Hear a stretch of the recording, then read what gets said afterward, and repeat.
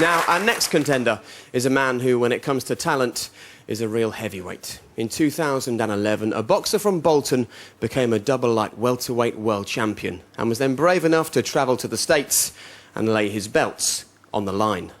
Amir Khan.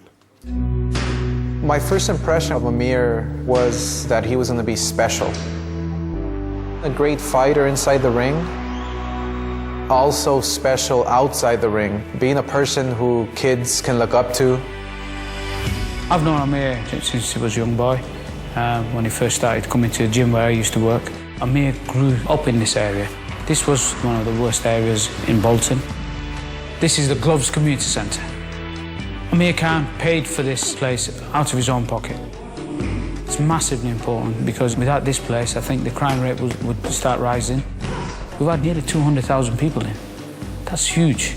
This is what sets Amir Khan aside from the rest. He's an inspiration. He wants to make a difference. You see people change when they become successful, not Amir Khan. If he sees an old person struggling with bags, and I know this because I've seen it myself, he'll stop. Can I take you home with your bags? I've never seen anybody work as hard in or outside the ring. He is all about proving everybody wrong.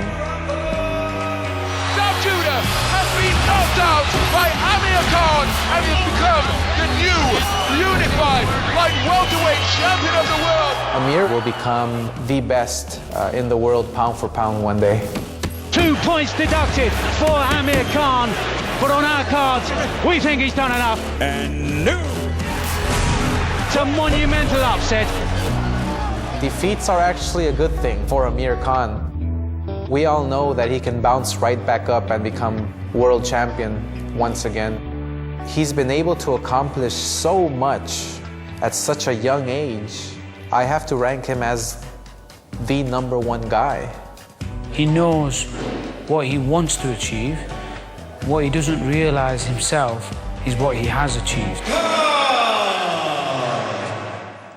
Ladies and gentlemen, please welcome Amir Khan!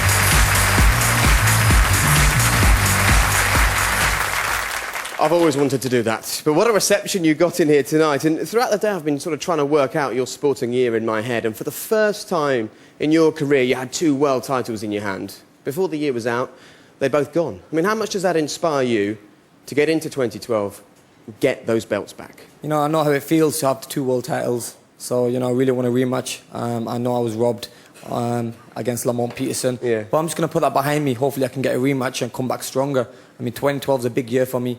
I can come back and get my belts back and hopefully then move up to the next division.